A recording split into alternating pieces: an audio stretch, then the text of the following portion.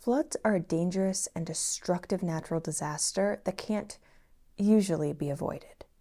But what if I told you that there was a flood that happened in January of 1919 that was completely avoidable? Let's talk about the Great Molasses Flood. The past few days in Boston, Massachusetts had been in the single digits, but today, January 15th of 1919, it was almost 40 degrees Fahrenheit. The north end of Commercial Street was bustling and busy as usual with residents and workers. This part of the city sat right on the Charles River. Fire Station 31, a police station, some residential neighborhoods filled mainly with Italian and Irish immigrants, as well as the Purity Distillery Company were all nestled in this little part of Boston, Massachusetts. It was around 12:40 p.m. and most workers were on their lunch break, and children were also out of school as well for their lunch, when all of a sudden there was this strange sound. Some say it was like a hissing noise, but others say it was like a low rumble.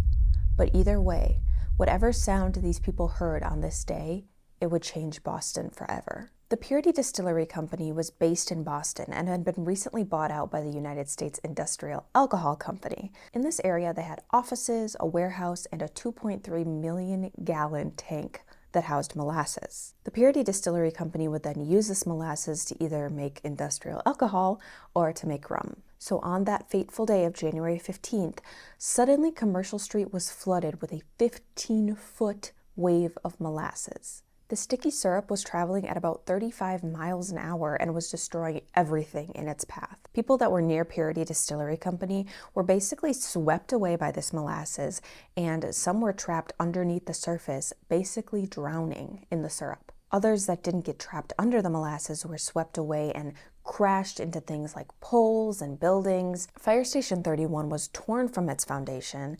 The train tracks that lined Commercial Street were basically torn up. And not only that, but one of the train cars was actually tipped over by the pure force of the molasses. Those who were lucky enough to be further away from the disaster were able to climb to higher points just to escape the murky depths. Once the molasses had completely spilled from the tank and had finally started to recede, the damage of this disaster became truly evident. Police and fire rescue soon flooded to the scene, as well as 116 sailors from the USS Nantucket, as well as the Red Cross. They immediately got to work trying to recover the living and help them as best they could, but from the very start, this proved to be a very difficult task. As you can imagine, everything was covered in layers and layers of molasses. A reporter even stated that here and there struggled to form. Whether it was animal or human being was impossible to tell. Only an upheaval, a thrashing about in the sticky mass, showed where any life was. And while we're on the topic of animals, unfortunately, any living animal that was found, they just couldn't take the time to rescue them, so they were shot and put out of their misery in that way. So on top of all of this, the molasses was also hardening, as it was only 40 degrees and Boston was chilly during this time. So this was making rescue all the more difficult, as now the layers of molasses were just hardening around the survivors. There were many missing and deceased people that weren't rescued for days. The last one was actually recovered 4 months after the disaster. All in all, 21 people died and another 150 people were injured that day. This was absolutely devastating, but it was interesting to see how the community binded together after this disaster. After the molasses had receded, people came back to the scene, workers, residents, and began to help with the cleanup efforts. First, workers would come through and clear out the debris, and then firemen would come through with brooms, seawater pumps, and even saws to cut through all of the layers of molasses that were just covering everything. This cleanup effort took weeks, but even after cleaning the sticky mess, the smell still lingered. People said that they could smell molasses in this area of Boston for weeks after the incident, and it actually stained the Boston Harbor brown until that summer. After the disaster, a whopping 119 lawsuits were filed against the United States Industrial Alcohol Company, or USIA. These lawsuits were then combined into one giant case, and it included 1,500 different exhibits and over 1,000 witnesses.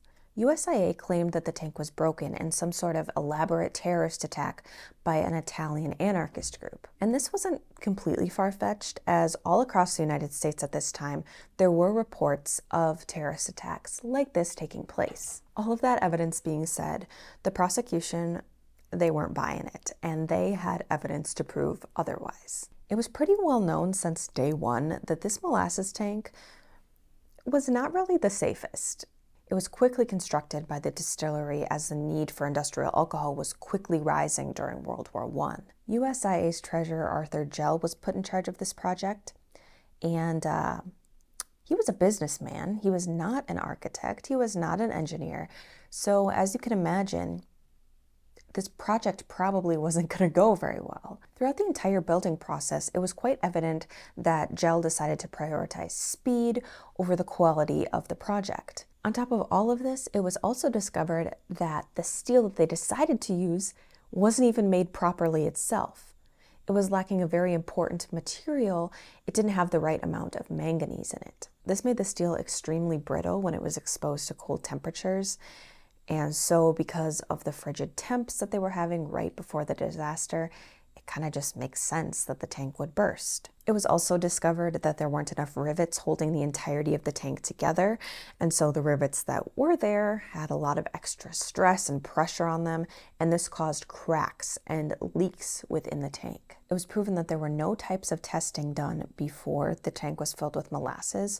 Usually engineers, they'll test the tank, they'll fill it with water, make sure there are no cracks or flaws in anything, but of course Arthur was like, no, fill her up.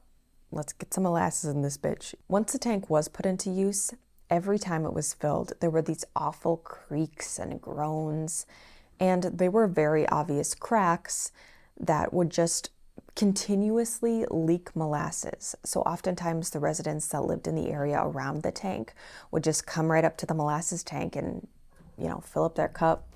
Free molasses, why not? Evidence also showed that the Purity Distillery Company would every once in a while just repaint the tank brown, and this would cover up any cracks or leaks. It was just some very sketchy shit going on. It appears that all of these concerns were brought up to USIA, but nothing was ever done to fix it. Back to the case, this took about 5 years to go through all the evidence and finally come to a settlement. Finally, in April of 1925, it was concluded that USIA was going to have to pay $628,000 to the victims of the flood. And if you're a geek like me and you like to know the conversion factor, that would be about $8 million if it was to be paid out today. There were some great improvements that came out of this disaster, so we're going to talk about those just a little bit here. After this, the City of Boston's building department changed their policies so that every time a building was built, there had to be blueprints signed by the engineer with all of their calculations included. Not only that, but after the molasses flood, it was decided that all engineers would have to have the proper licensing to build buildings, which totally makes sense. But yeah, I really hope that you guys enjoyed the story of the Great Molasses Flood. This is definitely a weird one that I didn't really know much about, so it was great to learn more about this crazy thing. This video was supposed to come out like a month ago. This is my 4th time refilming it. The enthusiasm for this topic is still here, but damn, I really hope I never have to make this video again. Anyway, thanks as always for watching. Feel free to like and subscribe if you want to. You don't have to. But yeah, I hope that you guys are taking care of yourself in this gloomy winter season. It is almost spring, so that is something to look forward to. Keep being the bad bitches that you are, guys. Bye.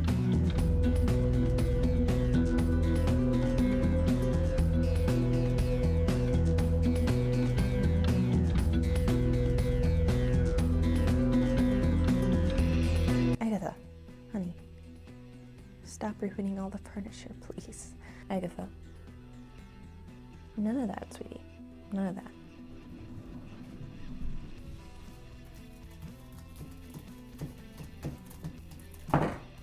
Agatha. Brother, you gotta chill.